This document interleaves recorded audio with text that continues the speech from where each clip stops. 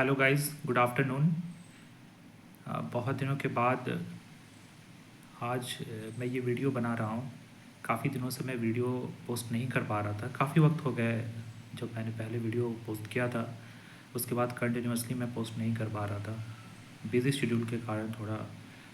लेकिन अभी जब RRB JEE notification central employment number 4/2026 जो रिलीज़ हुआ है, जिसमें आरआरबी के थ्रू, रेलवे रिक्रूटमेंट बोर्ड के थ्रू अच्छे नंबर ऑफ़ शीट्स आए हैं, जिसमें अलग अलग डिपार्टमेंट के लिए, जैसे सिविल इंजीनियरिंग के लिए, इलेक्ट्रिकल्स के लिए, उसके बाद उसी तरीके से सिग्नल एंड टेलीकम्युनिकेशंस का भी है, साथ ही साथ मैकेनिकल इंजीनियरिंग के लिए भी बहुत सारी सीटें आई हैं। तो उसके लिए मैं सोचा कि एक वीडियो शूट करूं और इसमें जो कुछ डिस्कशंस जो मुझे लगा कि इम्पॉर्टेंट इसमें करने चाहिए, मैं वो करूंगा अभी। तो मैंने वीडियो को मैंने अपने वीडियोस जैसे जो भी बना रहा हूँ, ऐसे मैं 3-4 वीडियो लेकर के आऊँगा जो आरआरबी जेईई नोटिफिकेशन 4/2026 से रिलेटेड होगा। ठीक है, क्योंकि एक बार में वीडियो काफ़ी लंबा हो जाता है, तो एक एक करके मैं डिस्कस करूँगा। तो आज का जो इम्पोर्टेंट डिस्कशंस है हमारा, आज के डिस्कशंस में हम बेसिकली जो डिस्कशन करेंगे वो है हमारा, आप यहाँ पे देख सकते हैं,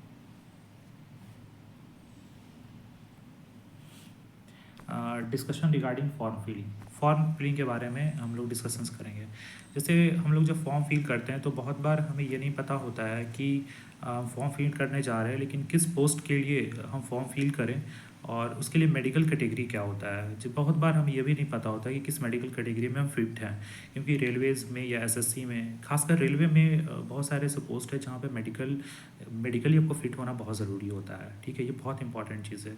और पोस्ट प्रेफरेंस क्या भरें, किस पोस्ट के लिए कौन सा मेडिकल कैटेगरी फिट होता है, और प्लस कौन से पोस्ट को पहले प्रेफरेंस में रखें, किस पोस्ट को सेकंड प्रेफरेंस में रखें, इन सारी चीज़ों को डिस्कशंस करेंगे। साथ ही साथ किस जोन को सेलेक्ट करना चाहिए फॉर्म भरने के वक्त, क्योंकि बहुत बार हम जोन का सिलेक्शन भी गलत कर लेते हैं। तो बहुत सारी चीज़ें हैं जिस पे हम डिस्कशंस करेंगे। तो आइए सबसे पहले हम स्टार्ट करते हैं वीडियो में। तो जैसे कि आप देख सकते हैं यहाँ पे सेंट्रल एम्प्लॉयमेंट नंबर यहाँ पे 4/2026 जो आपको यहाँ पे दिख रहा है, ये रेलवे के द्वारा रिलीज़ किया गया है। ठीक है, ये मैं रेलवे का जो रेलवे रिक्रूटमेंट बोर्ड का जो नोटिफिकेशंस है, मैंने उसकी कॉपी ली है और उसके थ्रू ही मैं बताने की कोशिश करूँगा कि जो जो इंपॉर्टेंट चीज़ें रेलवे रिक्रूटमेंट बोर्ड की तरफ से जारी किए गए हैं, जो आपको फॉर्म भरने में काफ़ी हेल्प करेंगे। ठीक है, तो जब भी कोई फॉर्म निकलता है तो सबसे पहले हमें उसका नोटिफिकेशन ज़रूर पढ़ना चाहिए, क्योंकि उससे ही हमें आइडिया मिलता है कि क्या क्या इंपॉर्टेंट चीज़ें हैं उसके फॉर्म भरने के दौरान। ठीक है, तो चलिए सबसे पहले हम यहाँ पे देखते हैं, जो इम्पोर्टेंट चीज़ है उसके बारे में डिस्कशन करूँगा। ये टोटल 80 पेजेस के ये पीडीएफ्स है, तो सारे डिस्कशन करने पॉसिबल भी नहीं है और उतना इंपॉर्टेंट भी नहीं है। जो इंपॉर्टेंट चीज़ है उसके बारे में आपको डिस्कशन मैं बता देता हूँ। सबसे पहले यहाँ पे आप देख सकते हैं जो नोटिफिकेशन जो एम्प्लॉयमेंट न्यूज़ आया था, ये 25/7 को आया था, 25 जुलाई 2026 को। ओपनिंग डेट जो फॉर्म का हुआ वो 14/8/2026 को ओपन हो चुका है फॉर्म, यानी 14 अगस्त से फॉर्म फिलअप स्टार्ट हो चुका है। और ये जो क्लोजिंग डेट है वो 13/9 को 23:59 में है, मतलब 13 सितंबर को ये फॉर्म क्या होगा, ख़त्म हो जाएगा 23:59 में। ठीक है, अब देखिए यहाँ पे लास्ट डेट जो है एप्लीकेशन का फ़ी पेमेंट करने का, ये 15/9 तक है, मतलब 15/9 तक आप पेमेंट कर सकते हैं। देखिए फॉर्म का लास्ट डेट 13/9 ही है, लेकिन पेमेंट आप लेटेस्ट 15/9 तक कर सकते हैं। ठीक है, अगर कोई मॉडिफिकेशन आपको करना है फॉर्म भरने के दौरान, किसी तरीके के मिस्टेक्स हुए हैं आपसे, तो आप 16/9 से लेकर के 25/9 तक यहाँ पे मॉडिफिकेशन भी कर सकते हैं। ठीक है, अब यहाँ पे एक और चीज़ दिया गया है, date during which eligible scribe candidate must provide their scribe, यानी कोई अगर स्क्राइब लेना चाहता है तो इसके लिए भी आपको पोर्टल पे अपना यहाँ पे एंट्री करना होगा, जो कि 26 से लेकर के 30/9 तक ये डेट दिया गया है। तो ये इंपॉर्टेंट है, आपको ये इंपॉर्टेंट डेट आपको याद रखने हैं। ठीक है, फॉर्म का जो डेट है ये इंपॉर्टेंट होता है। ठीक है, इसके बाद आप जब फॉर्म भरने जा रहे हैं तो आपको कुछ इंपॉर्टेंट चीज़ें भी पता होना चाहिए, कि जैसे ये जो पोस्ट है ये आपका जूनियर इंजीनियर का पोस्ट है। ठीक है, अगर 7th CPC की बात करें, सेंट्रल पे कमीशन 7 CPC, उसके अकॉर्डिंग जेई का जो आपका लेवल है, लेवल 6 के अंदर ये आता है और इनिशियल बेसिक पे आपको 35,400 होता है इसमें, ठीक है। और मेडिकल स्टैंडर्ड देखिए दिया हुआ है एनेक्सर ए में, यहाँ पे डाला हुआ है कि किस पोस्ट के लिए कौन सा मेडिकल स्टैंडर्ड है, जिसके बारे में मैं आपको बताया था कि ये बहुत इंपॉर्टेंट होता है। बहुत बार सिर्फ इसके कारण ही हम मेरिट लिस्ट से बाहर हो जाते हैं, बहुत बार हम सेलेक्ट हो जाते हैं लेकिन मेडिकली फिट नहीं होने के कारण हम मेरिट लिस्ट में नहीं आ पाते हैं। बहुत स्टूडेंट के साथ ऐसा होता है, इसलिए फॉर्म भरने से पहले आपको ये मेडिकल स्टैंडर्ड जानना चाहिए। नेक्स्ट इंपॉर्टेंट 18 से 33 साल आपका एज होना चाहिए इस बेज में, ठीक है। और वैकेंसी जो है 3993 यहाँ पे है, ठीक है। इतनी वैकेंसीज हैं। ये जनरल एज है 18 से 33। इसमें कुछ रिलैक्सेशंस भी है, जैसे SC/ST कैंडिडेट के लिए 5 ईयर्स का रिलैक्सेशंस होता है, उस तरीके से OBC NCL के लिए याद रखिएगा, OBC नॉन क्रीमी लेयर के लिए उसके लिए 3 ईयर्स का रिलैक्सेशंस होता है। ये भी दिया गया है, ये मैं आपको बताऊँगा आगे, ठीक है। तो ये आपको पता चल गया कि आप जिस फॉर्म को फिल करने जा रहे हैं ये कौन सा फॉर्म है, क्या पोस्ट है, किस लेवल का जॉब है, बेसिक पे कितना है, साथ ही साथ एज कितना होना चाहिए, टोटल नंबर ऑफ़ वैकेंसीज़ कितने हैं इस वैकेंसी के अंदर में, यानी सेंट्रल एम्प्लॉयमेंट नोटिफिकेशन नंबर 4/2026 में, ठीक है।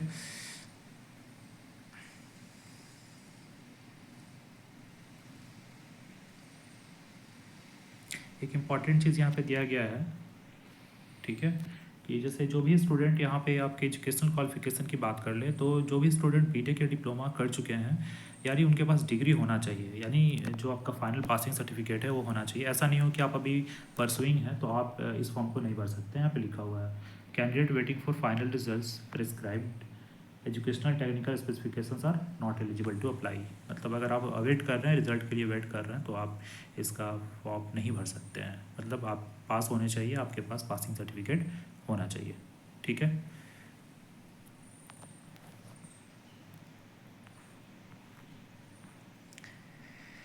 एलिजिबिलिटी तो आपको बता ही दिया है, ठीक है।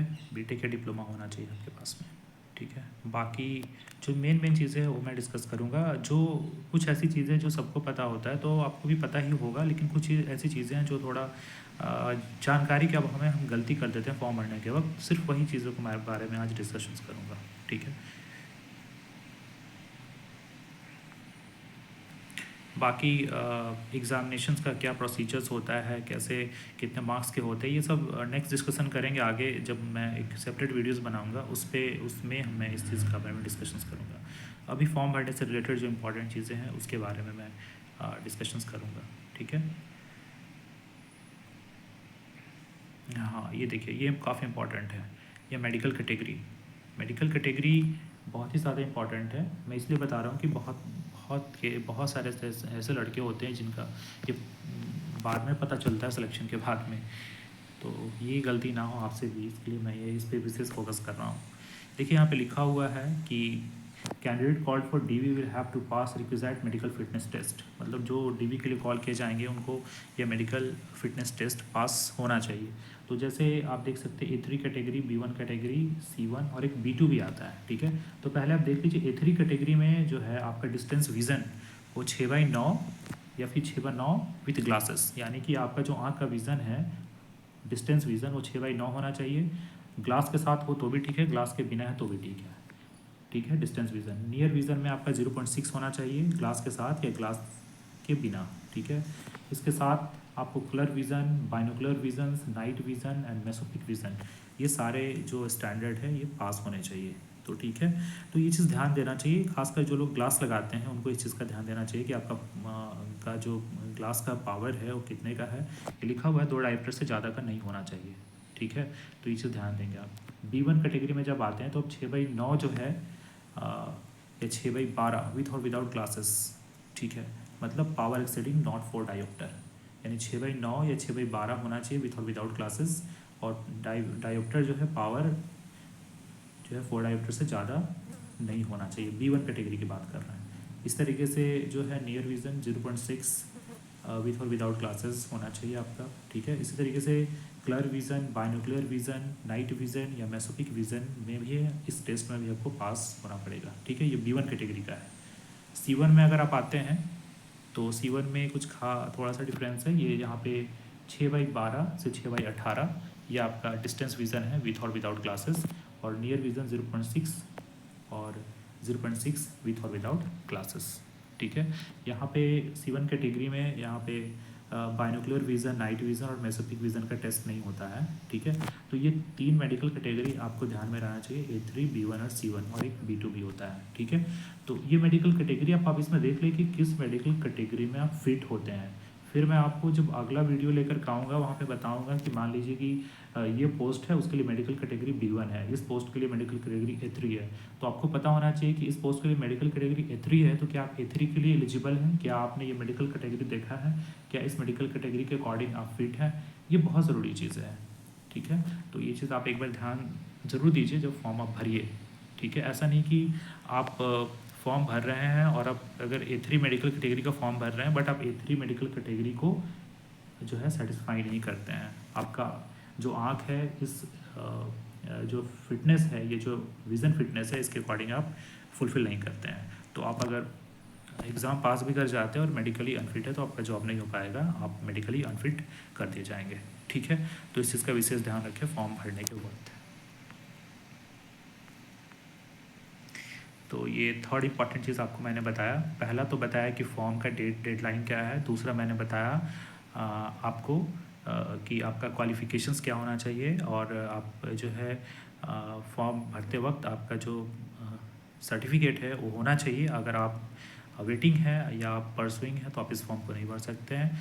थर्ड, आपके मेडिकल स्टैंडर्ड A3, B1 और C1 है, उसमें क्या क्या मेडिकल स्टैंडर्ड है आपने उसको देखा, ठीक है। बहुत इंपॉर्टेंट है, ठीक है। जो इम्पॉर्टेंट है मैं उसके बारे में डिस्कशंस कर रहा हूँ। बाकी हम लोग सभी फॉर्म भरते ही रहते हैं, तो बेसिक जानकारी तो हम सभी को ज़रूर होती है कि फॉर्म भरने के लिए क्या क्या करना चाहिए, ठीक है।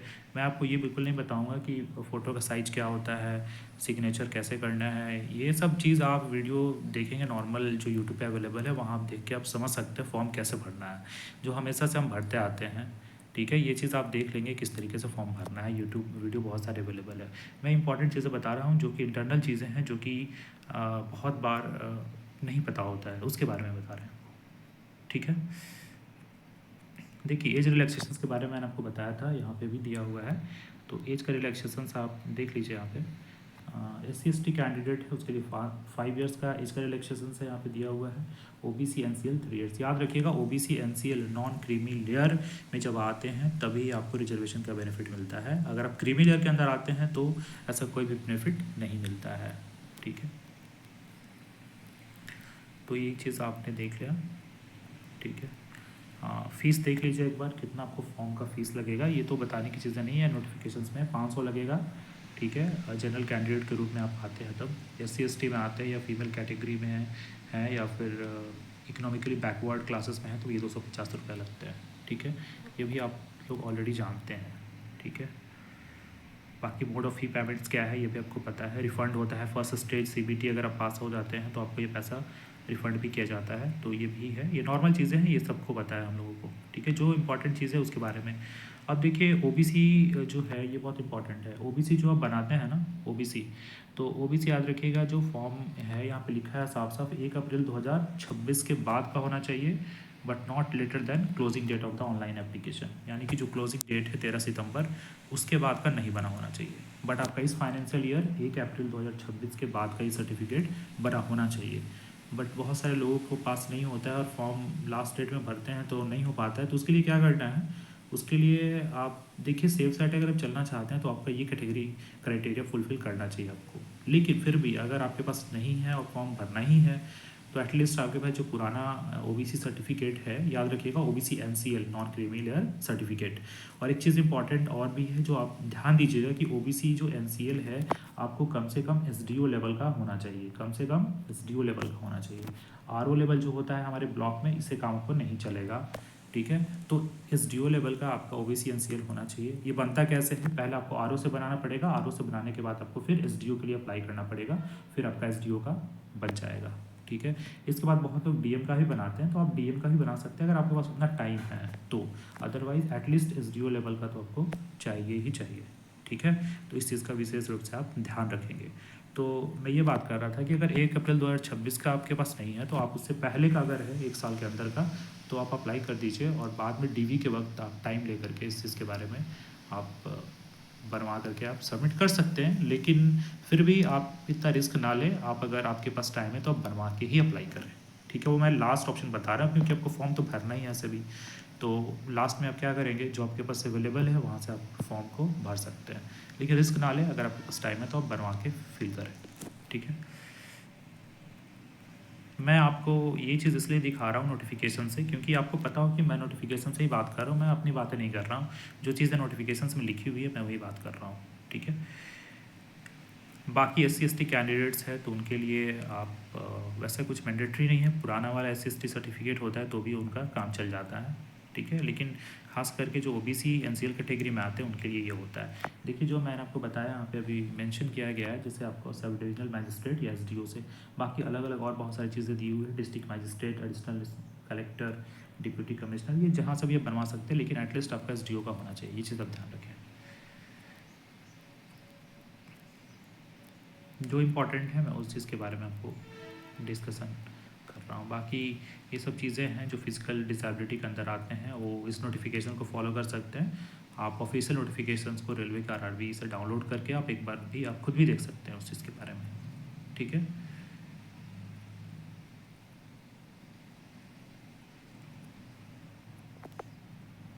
हाँ, अगर आप करेंटली कहीं गवर्नमेंट में वर्किंग हैं, सेंट्रल गवर्नमेंट हो या स्टेट गवर्नमेंट हो या किसी PSU में वर्किंग है, तो आपको नो ऑब्जेक्शन सर्टिफिकेट भी DV के वक्त जब आप डॉक्यूमेंट वेरिफिकेशन में जाएंगे, अगर आपका सिलेक्शन हो जाता है तो उस समय आपको ये प्रोवाइड करना पड़ेगा, ठीक है, कि इम्पॉर्टेंट है। बाकी जो रिक्रूटमेंट प्रोसेस है इसके बारे में मैं सेपरेट वीडियो में डिस्कस करूंगा, क्योंकि फिर वीडियो लंबा हो जाएगा। मैं डिटेल्ड रूप में रिक्रूटमेंट प्रोसेस के बारे में डिस्कस करूंगा कि CBT 1 मोड में क्या कितना मार्क्स के क्वेश्चन आते हैं, किन किन चीज़ों किन किस सिलेबस से आते हैं, क्या अलग अलग है, सभी चीज़ों के बारे में डिस्कस करेंगे, ठीक है। फिर CBT 2 के बारे में भी डिस्कस करेंगे, क्या स्ट्रैटेजीज़ होना चाहिए, क्या सोच को फॉलो करें कि आप बहुत मेहनत करके एक बार में एग्ज़ाम को क्वालिफाई कर सकते हैं। बहुत सारी ऐसी चीज़ें हैं इसके बारे में मैं डिस्कस करूँगा आपसे जब नेक्स्ट वीडियो में बात करूँगी इन सारी टॉपिक पे, ठीक है। तो इन सारी चीज़ों के बारे में मैं अभी डिस्कशन नहीं कर रहा हूँ, मैं सिर्फ अभी फॉर्म के बारे में डिस्कशंस कर रहा हूँ, ठीक है। तो सेपरेटली आएंगे हम उस चीज़ पे आएंगे अगले वीडियोज़ पे, ठीक है। तो जो ये इम्पॉर्टेंट है, ये सारी जो इम्पॉर्टेंट चीज़ था फॉर्म भरने से पहले ये मैं बता दिया हूँ आपको। और बाकी आप जब लैंग्वेज का सिलेक्शन करें तो बहुत इंपॉर्टेंट है, आप इंग्लिश का सिलेक्शन, अगर सिर्फ आपको इंग्लिश में क्वेश्चन चाहिए तो आप सिलेक्ट कर सकते हैं, लेकिन अगर आपको हिंदी में भी क्वेश्चन चाहिए तो आप जो डिफ़ॉल्ट जो आपका मीडियम ऑफ एग्जामिनेशन है उसमें आप हिंदी सेलेक्ट करें और बाय डिफ़ॉल्ट इंग्लिश आपको वहाँ पे देखने को मिलेगा। ये बहुत बार गलती हम कर देते हैं, इंग्लिश ही सेलेक्ट कर देते हैं, जिससे हमें दोनों लैंग्वेज इंग्लिश में ही आता है। तो अगर आप हिंदी में भी देखना चाहते हैं तो हिंदी लैंग्वेज को सिलेक्ट करें, बाय डिफ़ॉल्ट इंग्लिश आपको दिखेगा वहाँ पे, ठीक है। ये इंपॉर्टेंट है, काफ़ी इंपॉर्टेंट है। और एक और इम्पॉर्टेंट चीज़ जो मैं आपके साथ डिस्कशन करना चाहता हूँ, देखिए ये सब फ़ोटोज़ है, लाइव फ़ोटो कैसे अपलोड करना है ये हम सभी को पता है, हम सभी फॉर्म भरते ही रहते हैं, वेबकैम से लाइव फ़ोटो अपलोड करना होता है। तो फ़ोटो अपलोड करने के वक्त आपके दोनों कान विजिबल होने चाहिए प्रॉपर्ली, मतलब फ़ोटो दिखना चाहिए, क्योंकि बहुत बार इसके कारण भी फॉर्म रिजेक्ट हो जाता है, ठीक है। और बाकी SC ST सर्टिफिकेट या OBC सर्टिफिकेट है, ये सब चीज़ें के बारे में यहाँ पे दिया हुआ है। साइन के बारे में दिया हुआ है, ब्लैक इंक पेन से वाइट पेपर पे साइन करना है, ये इंपॉर्टेंट है, आप देख लीजिएगा इसको, ठीक है। बाकी साइज़ क्या होना चाहिए, सारी चीज़ें यहाँ पे दी गई है। एक बार आप डिटेल नोटिफिकेशन ज़रूर देख लें, जो जो इंपॉर्टेंट चीज़ें मैंने आपको बता दी हैं इसमें, किन किन कारण से फॉर्म रिजेक्ट होता है ये सब यहाँ पे दिया हुआ है, reasons for rejection of the form, ठीक है। ये आप देख लें एक बार फॉर्म भरने से पहले, ठीक है। तो यही सब इम्पॉर्टेंट चीज़ें हैं जो मैं आपको डिस्कस कर ली ऑलरेडी। और एक चीज़ और इम्पॉर्टेंट है, जोन का सिलेक्शन, ये काफ़ी इंपॉर्टेंट है। जब भी आप फॉर्म भरने के वक्त जोन का सिलेक्शन करते हैं, जिस RRB का सिलेक्शन करते हैं, वो काफ़ी इंपॉर्टेंट होता है, क्योंकि समझिए रिक्रूटमेंट के 5 से 10 सालों तक, रिक्रूटमेंट के 5 से 10 सालों तक आपका ऑन रिक्वेस्ट ट्रांसफ़र नहीं होता है, मतलब 5 साल के बाद ही आप ऑन रिक्वेस्ट ट्रांसफ़र के लिए अप्लाई कर सकते हैं। तो जब आप फॉर्म भरते हैं तो जो RRB आप सिलेक्ट कर रहे हैं वो ऐसा RRB सिलेक्ट करें जो आपके नियर बाई होम डिस्ट्रिक्ट जो भी है उसके पास का RRB देखे कि हमारे पास का RRB कौन है। फिर वहाँ पे आप ये एनालिसिस करें कि वहाँ पे नंबर ऑफ़ सीट्स कितने हैं, नंबर ऑफ़ सीट्स कितने हैं। और नंबर ऑफ़ सीट्स एनालिसिस जब आप कर लिए तो आप देखिए कि अगर नंबर ऑफ़ सीट्स सफिशिएंट है, आप जब फॉर्म भरेंगे तो आप के लिए सही है, मतलब यहाँ पर सिलेक्शन के चांसेस हैं, तो उसको ज़रूर सेलेक्ट करें। और अगर ऐसा नहीं है, आपके पास के आरआरबी में सीट्स कम है, तो आप नेक्स्ट जो अगला सेकंड आपके पास का आरआरबी है उसको देखिए, वहाँ पे सीट्स देखें कि यहाँ पे नंबर ऑफ़ सीट्स कितने हैं, और अगर वहाँ पे है तो ठीक है, वहाँ पे भी फॉर्म भरें, और नहीं तो थर्ड आरआरबी देखें। आपके 3-4 आरआरबी को, आप अपने आसपास के 3-4 आरआरबी को देखें और उस 3-4 आरआरबी में सेलेक्ट करें कि आपके नियर बाई कौन है। पहले तो आपको जॉब लेना है, तो आपके मान लो कि आपके पेरिफेरी में जो भी आरआरबी में सीट्स थोड़ा सा एडिक्वेट है, जहाँ पे आपकी जॉब होने की संभावनाएं हैं, वहाँ पे आप भर सकते हैं। अब ऐसा भी नहीं हो कि आप अपने बिल्कुल बगल के आरआरबी को सिलेक्ट कर लिया और वहाँ पे मात्र 10 सीटें हैं, तो फिर यहाँ पे आपके सिलेक्शन के चांसेस काफ़ी कम हो जाते हैं। ठीक है, कि नंबर ऑफ़ सीट ज़्यादा होंगे तो सिलेक्शन के चांसेस भी ज़्यादा होंगे, तो इन सारी चीज़ों का ध्यान में आपको रखना चाहिए। खैर, नेक्स्ट वीडियो में मैं डिस्कस करूँगा, जैसे जो भी आरआरबी के द्वारा सीट्स आए हैं अलग अलग आरआरबीज़ में, उन सारे सीट्स को एनालिसिस करेंगे और आपके लिए कौन सा बेस्ट आरआरबी होगा फॉर्म भरने के लिए आपके, वो भी मैं आपको सजेस्ट करूँगा। लेकिन फिर भी ये डिपेंड करेगा कि आपका होम लोकेलिटी कहाँ है और वो आप जो फॉर्म भर रहे हैं वहाँ पे सीट्स कितने हैं। ठीक है, चलिए, थैंक यू। फिर नेक्स्ट वीडियो में मिलेंगे, मैं आप से डिस्कशन करूँगा कि जो जोन का सिलेक्शन है वो कैसे करना है। फिर उसके बाद मैं आपको ये भी बताऊँगा कि post preference, mechanical, electrical, civil, अलग अलग डिपार्टमेंट के लिए पोस्ट प्रेफरेंस किसको पहले रखना है। ठीक है, किसको पहले रखना है, उसके बाद कौन सा रखना है, थर्ड कौन सा रखना है, मैं सीक्वेंशियल आपको प्रेफरेंस बताऊंगा। ये भी डिपेंड करेगा इंडिविजुअल्स पे, लेकिन जो नॉर्मल प्रेफरेंस है उसके बारे में आपको डिस्कस करूँगा। ठीक है, फिर उसके बाद हम लोग नेक्स्ट वीडियोस में आएंगे, तो मैं आपको बताऊंगा जो आरआरबी का सिलेबस है वो क्या है और उसके लिए क्या सोर्स प्रेफर किया जाए आरआरबी सीबीटी 1 के लिए, फिर सीबीटी 2 के लिए। ठीक है, thank you everyone for watching this video. मिलते हैं नेक्स्ट वीडियो में, तब तक के लिए आप लोग अपना ख्याल रखें।